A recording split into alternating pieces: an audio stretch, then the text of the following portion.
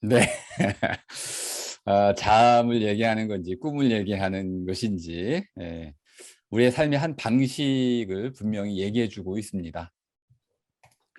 과연 우리 뇌, 머릿속에서 일어나는 사건들은 뭐가 있을까요? 지난주 이제 우리 시간에서는 제가 이제 터퍼결이라는 말로 끝을 맺었습니다.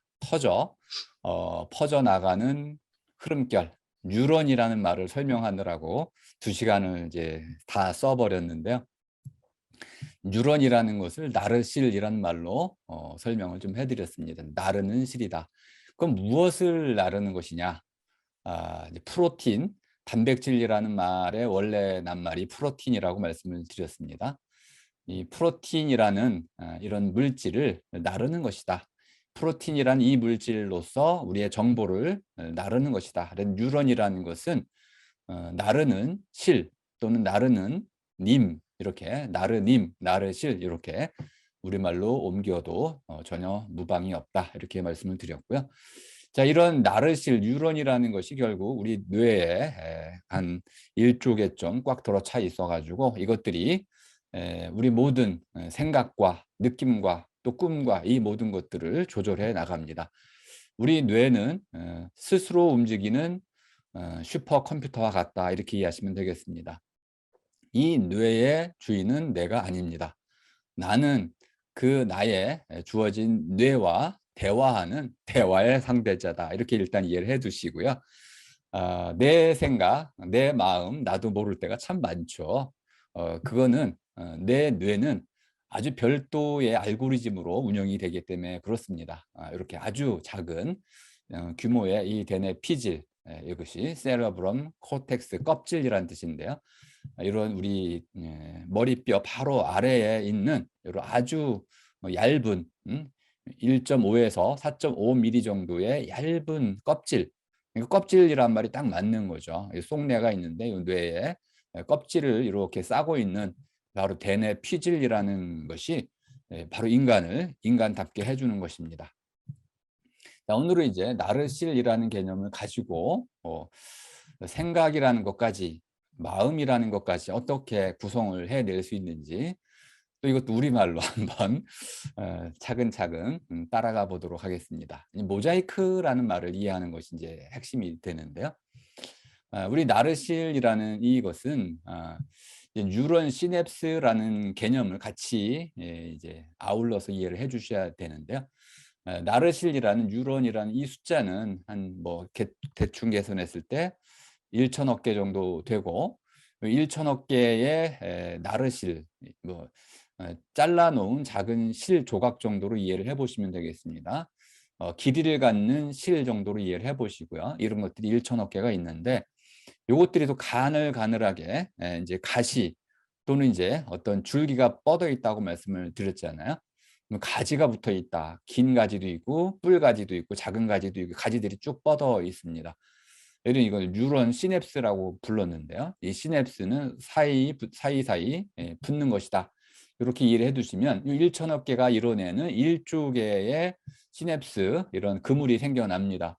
이 1천억 개의 시냅스 그물은 직선적으로 이루어지 있는 것이 아닙니다. 우리가 이제 물고기를 잡는 그런 물고기 그물을 떠올리시면 되는데요. 이런 물고기 그물처럼 평면적으로 된 것도 아니고요. 입체로 되어 있습니다. 그래서 하나 예를 좀 보기를 좀 비유를 들었는데요. 하나의 작은 불씨가 거대한 산을 불태웠을 때, 이것이 바로 우리가 느낌을 느끼거나 어떤 생각을 하거나 마음을 먹거나 했을 때 이런 기분에 어떤 사로잡혔을 때 일어나는 뇌에서의 사건입니다. 이걸 그래서 프로틴 불바다라고 할 수 있겠습니다. 온 산이 불탈 수도 있는데 그런 경우는 극히 드물고요.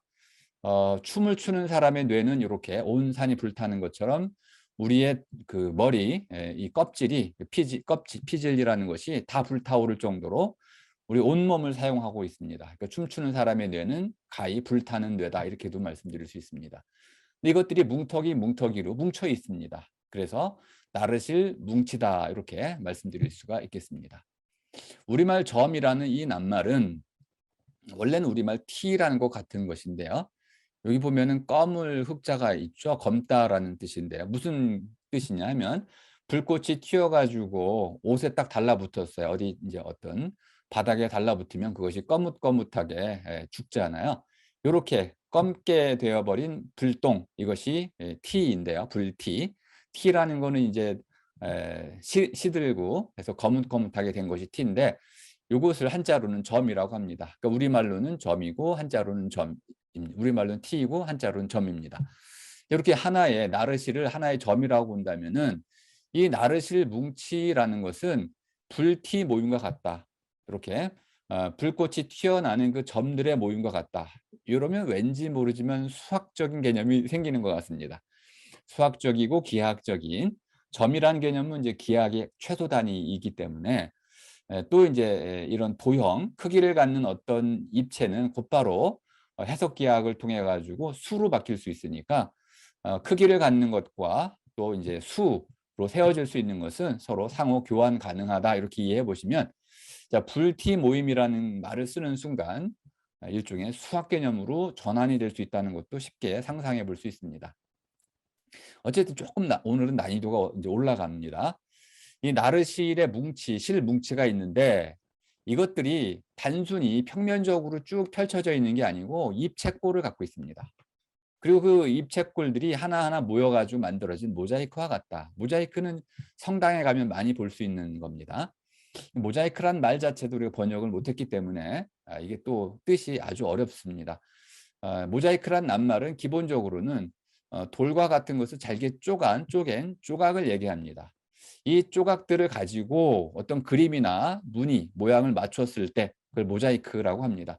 그러니까 모자이크는 동사도 되고 명사도 될 수 있습니다. 그러니까 쪼개 맞추는 조각일 수도 있고, 그런 조각들을 쪼개서 맞추는 것이 될 수도 있겠습니다. 두 가지를 모두 이해하시면 되겠습니다.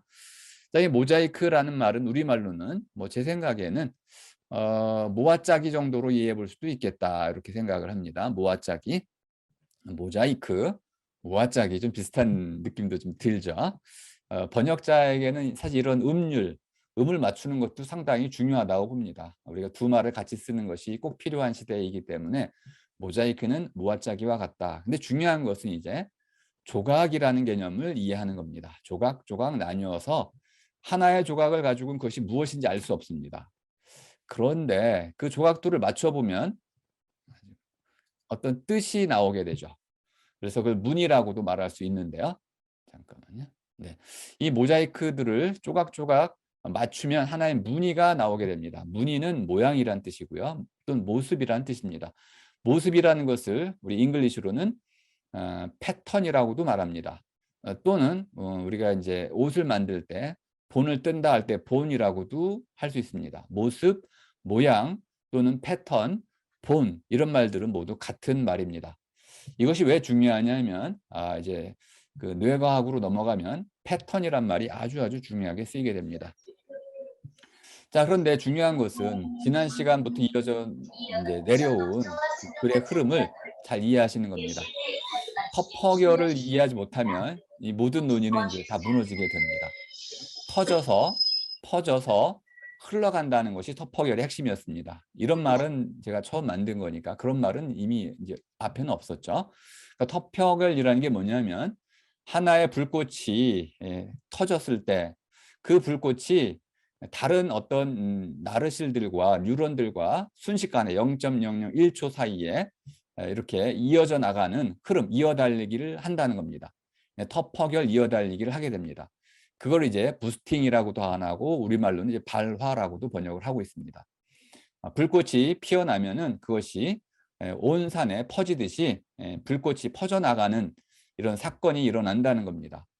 이때 이제 우리는 첫 번째로 하나의 이런 터퍼결을 일으키는 어떤 것을 상상해 볼 수 있습니다. 실제로 이걸 우리가 찾아내진 못하는데요.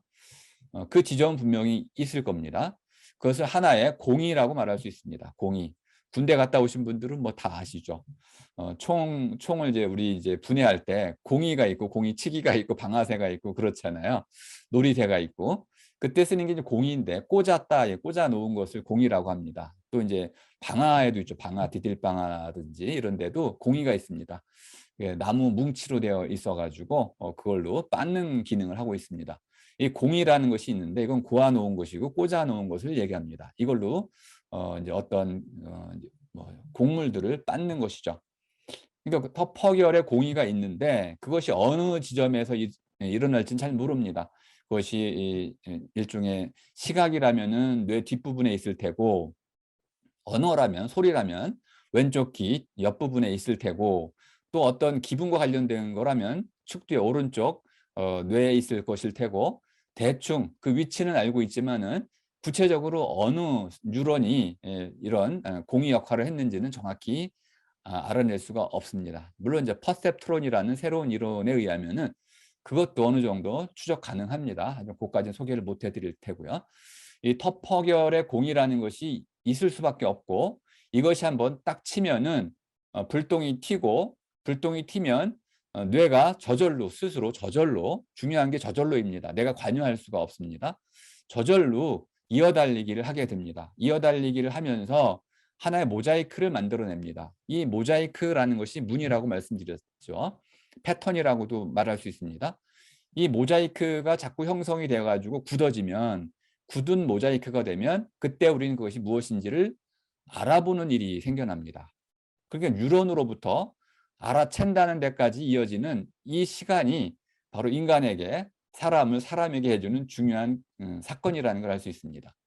지금 오늘 제가 말씀드리려고 하는 것은 눈, 귀, 코, 입, 살. 제가 조금 말을 좀 순서를 바꿨습니다. 이비인후과 같은 건데 이것을 이제 우리말로 완전히 바꿀 수 있다고 봅니다. 가장 중요한 건 눈입니다. 우리 뇌의 되뇌 피질의 40% 이상은 보는 데 그 용량이 쓰입니다. 그 다음에 이제 귀가 많이 쓰이고요. 그 다음에 이제 코, 그 다음에 입, 맛을 느끼는 것인데 입, 다음에 이제 우리 온몸 전체에 있는 살갗이라고 말을 해야겠죠. 피부, 살갗. 근데 이것이 단순히 살갗만 얘기하는 건 아니고 우리 몸속 안에도 살이 있기 때문에 살갗이라고만 얘기해서는 안 되고요. 살갓도 있고 살속도 있습니다. 어쨌든 해가지고 눈, 귀, 코, 입살. 우리 뇌에서 가장 많이 쓰이는 용량의 순서대로 제가 정했습니다. 그러면은 얼굴이 금방 떠올라지시죠? 맨 위에 눈이 있고 두 개가 있습니다. 귀가 양쪽에 있고, 코가 콧구멍 두 개가 있고, 입이 하나 있고, 살은 이제 온몸 전체에 퍼져 있는 것이죠. 이것도 우리가 감각기관이라고 얘기를 하고 있습니다. 그리고 또 하나의 뇌에서 아주 중요한 것은 의식입니다. 우리 감각기관이라는 것과 이제 의식을 이제 딱 나눴을 때 육체와 정신 이렇게 이분법적으로 나누기도 하는데요. 사실 이런 육체와 정신이란 이런 이분법적인 사고방식은 이제는 좀 철폐를 해야 될 겁니다. 뇌과학을 해보면 그런 종류의 이분법은 성립될 수가 없습니다. 어쨌든 전통적으로는 이 둘을, 마음과 몸을 전혀 다른 것으로 이해를 해왔는데요. 오늘은 그것을 하나로 연결해 가는 과정을 한번 보여드릴 겁니다. 자, 터퍼결의 공이가 두 가지가 있다고 말씀드렸습니다. 하나는 눈, 귀, 코, 살, 눈, 귀, 코, 입살 이렇게 있고, 몸에 우리 감각기관이라고 하는 것들이 있고요. 또 하나는 의식이라고 통칭할 수 있는데 이걸 마음이라고 일단 부르겠습니다. 그러니까 몸과 마음, 이 두 가지가 바로 터퍼결을 불러일으키는 공이다. 그런데 이 공이는 또 공이치기가 필요합니다. 공이는 잔뜩 이렇게 웅크리고 있는 고양이와 같습니다. 근데 이 고양이를 누군가 건드리지 않으면 이 고양이가 가만히 있어요. 그냥 잠자는 채로, 마치 잠자는 것처럼 웅크리고 있어요. 근데 누군가 톡 건드리면 요 놈이 확 깨어납니다. 그러니까 고양이 비유를 잘 떠올려 보시고요. 공이가 있다가 공이를 누가 딱 건드리면, 공이치기가 딱 치면은 공이가 움직이게 됩니다. 공이가 움직이면 공이는 제약에 주어져 있는 기능대로 돌아가게 됩니다. 그래서 공이는 돌아가는 것이다. 자동적으로 돌아가는 기계와 같다. 그래서 우리 이제 보통 서양 학문에서는 몸을 기계로 많이 이해를 합니다. 이때 말하는 기계는 스스로 돌아가는 어떤 기능을 갖추고 있다. 이렇게 이해해 보셔야지 돌멩이 같은 것으로 이해하시면 안 되겠습니다. 로봇처럼 이해하시면 되겠습니다. 저절로 돌아가는 어떤 메커니즘을 갖고 있는 것, 그것을 기계로 이해하시면 되겠고요. 자, 그럼 공이치기는 뭐가 있느냐? 눈과 귀에는 빛과 소리가 있습니다. 모아지는 거죠. 제가 일부러 모아진다는 말을 쓰고 있고요. 자, 코에는 냄새가 있습니다. 이건 맡아지는 겁니다. 그다음에 혀나 살갗에는 닿는 것입니다. 이거 하나하나를 설명드리려면 아주 시간이 많이 걸려서 제가 아주 어렵게 이것들을 이제 아무튼 분석을 해내긴 했지만은 지금은 그냥 여러분들 직관적으로 이해하실 수 있으니까 빠르게 넘어가도록 하겠습니다. 자, 이렇게 몸에는 5개의 공이들이 있습니다.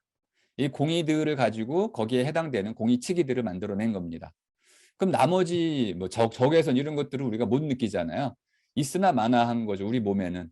그런데 이것들을 우리가 또 다른 기기들을 통해 실험 장비들을 통해서 얼마든지 우리가 볼 수가 있고 느낄 수가 있습니다. 현미경, 망원경 이런 것들 마찬가지죠. 실험 도구들 마찬가지입니다. 그러니까 우리의 몸에 갖고 있는 공이들의 한계가 있기 때문에 이 공이들을 지금은 무한히 확장하고 넓히고 있는 중입니다. 과학이 그걸 이제 해왔던 것이죠. 그러니까 공이는 이제 오늘날에는 우리 몸에만 국한되지는 않고 이런 다양한 실험 장비들까지도 이제 확장이 되고 있습니다.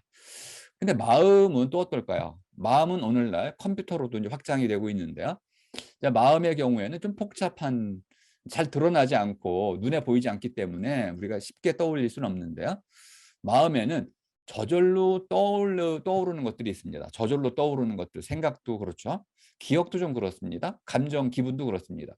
그런데 저절로 떠오르는 것도 있는 반면에 스스로 떠올려야 하는 것들도 있습니다. 생각도 마찬가지입니다. 저절로 떠오르는 것이 있지만 또 스스로 떠올려야 하는 경우도 있고요. 기억도 마찬가지고요. 어렵게 떠올리는 것도 있고 저절로 막 떠오르는 것도 이 기억이, 또 감정과 기분도 그렇습니다. 갑자기 무드, 기분을 딱 잡으면 그런 기분이 떠올라지죠. 분위기가 자아냅니다. 그러니까 마음에도 저절로 영역하고 스스로 영역으로 또 나뉘게 됩니다. 이렇게 해가지고 터퍼결의 공이와 공이치기를 한번 이렇게 간단히 구분해 볼 수 있습니다. 자, 요거 이제 오늘 요 부분은 여러분들이 아마 너무나 쉽게 알고 있는 부분인데, 눈이 뭡니까? 이렇게 물어보면 모를 사람이 어디 있습니까? 그런데 이제 제가 던지는 질문은 눈은 무슨 뜻이죠? 이렇게 묻는 질문입니다. 우리말로 눈이 무슨 뜻이죠? 이렇게 물었을 때 국어학자들도 대답을 할 수가 없는 거죠. 이거 상상력이 필요한 부분이고, 과학적 상상력과 문학적 상상력, 그리고 우리말에 대한 생활 세계의 감각, 이런 것들을 갖고 재구성을 해야 하는 부분입니다. 눈이라는 게 뭐냐? 우리 그물에 많이 쓰이는 게 눈입니다. 그물에는 코와 코가 만나는 자리가 눈입니다.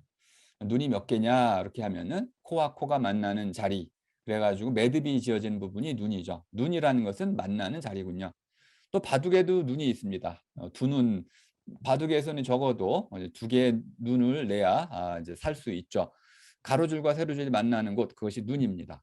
중요한 거는 눈이라는 것은 이것과 저것이 만나서 그 한데 모이는 구멍과 같은 곳입니다. 태풍의 한가운데가 되는 곳, 이것이 눈입니다. 모든 것이 한데 모여가지고 빨려 들어가는 곳, 또는 그것이 모여가지고 하나의 구멍처럼 모든 것을 빨아들이는 곳. 눈이라는 것은 무엇이, 그래서 앞에서 제가 눈에서는 빛을 모아들인다라고 말씀을 드렸던 것입니다. 귀도 마찬가지입니다. 모아들이는 것이죠. 여러 가지 것들, 흩어져 있던 것들을 하나의 구멍으로 모아들이는 것, 이것이 눈이다. 그러니까 눈이라는 것은 우리가 보는 기능으로 많이 이해하고 있지만 우리말 자체는 빛을 모아들이는 곳이다, 이렇게 이해를 해보시면 되겠습니다. 눈의 구조는 얼마든지 이렇게 인터넷 찾아보실 수 있기 때문에 간단히만 보여드리겠습니다. 이건 뭐냐면 우리 눈에는 색깔을 구분할 수 있는 이런 어떤 하나의 구조가 필요합니다. 이제 그 홍채라든지 이런 걸 통해 가지고 홍채 밑에 이런 다양한 세포들이 있어 가지고 그 세포들의 간격 또는 그 세포들의 밀도, 이런 걸 통해 가지고 하나의 뉴런들을 통해 가지고 모두 이것들을 막대형, 그다음에 콘형, 막대형과 콘형이 적절한 비율을 섞여 가지고 강도를 재게 됩니다. 이 강도에 통해서 빨주노초, 파남보 이런 색깔들을 우리가 받아들일 수 있고, 보다 중요한 거는 눈의 가장 중요한 건 색깔 구분이 아닙니다. 움직임을 알아채는 게 바로 눈의 가장 중요한 기능입니다.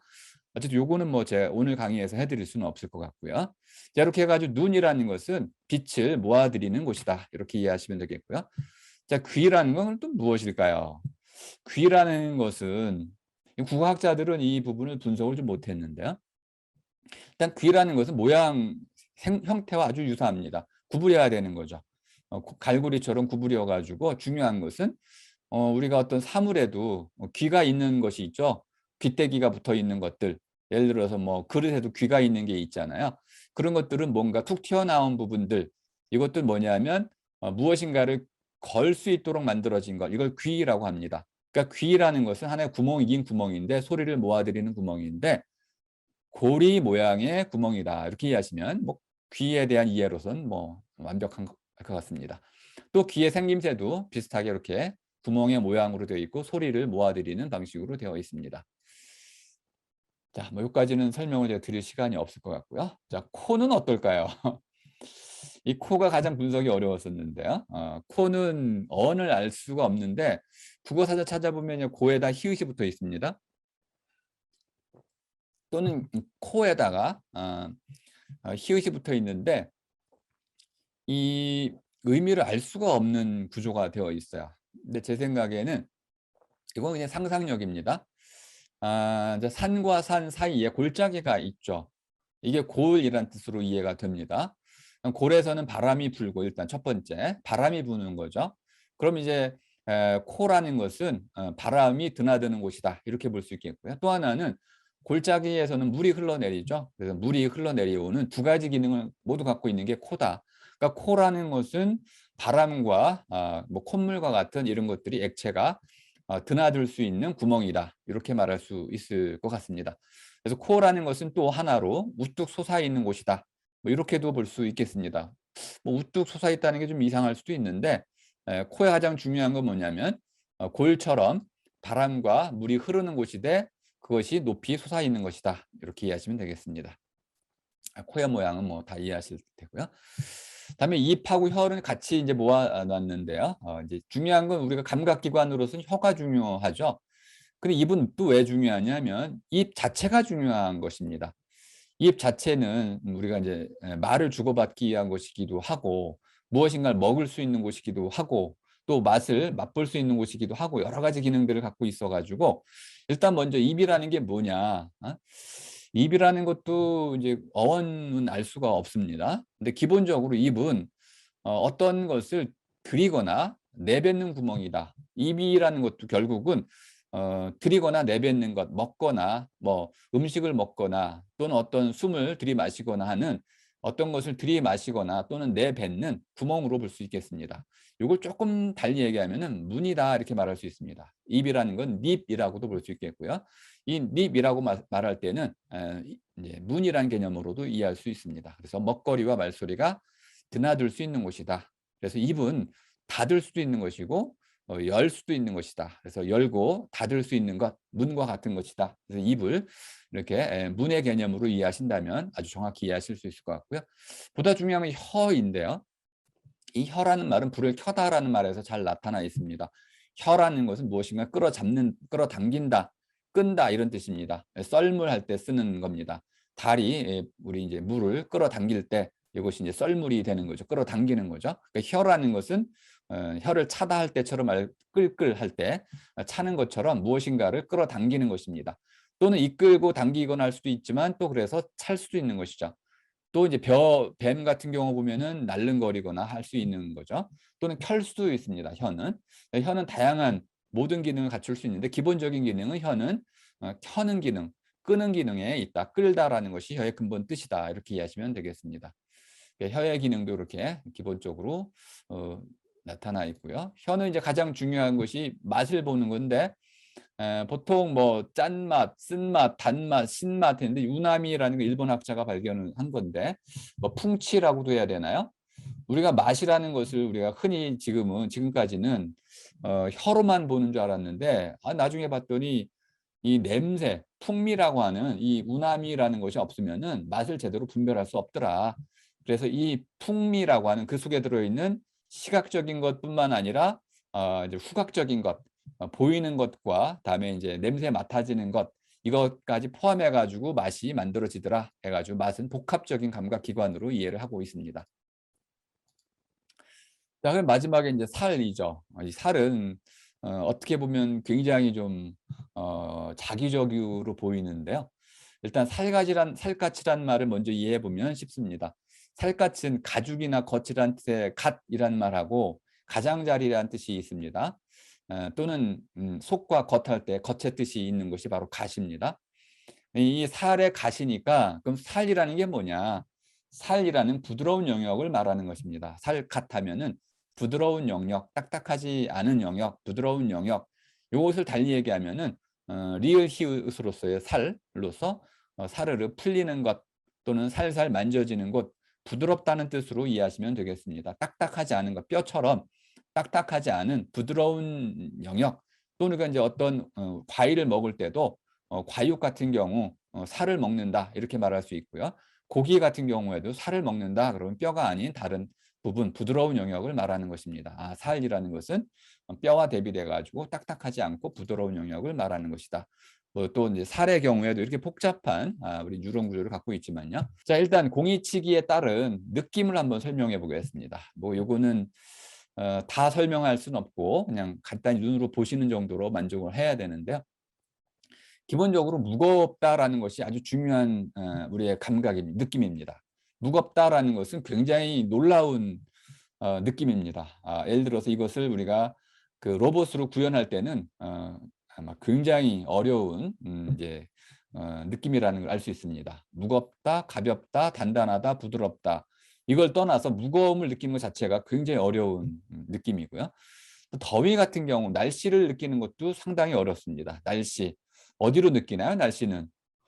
글쎄요. 뭐 피부로 느끼겠지만은 이 전체로 느껴지는 거죠. 숨 쉴 때도 느껴지게 되고요. 눈으로도 느껴지게 되고요. 또 밝기 이런 것들도 또 뭐 눈으로만 느껴지진 않습니다. 이거 밝기도 우리의 이제 어떤 피부하고도 관계가 있고요. 또 질감 같은 경우는 굉장히 고도로 발달된 인간의 이런 이제 어떤 센서들이 없이는 느낄 수 없는 것이죠. 또 가장 원초적인 느낌이 뭐냐면 찔리는 겁니다. 찔리는 건 아픔, 따가움 이런 것들인데 보통 이제 고통과 연결되어 있습니다.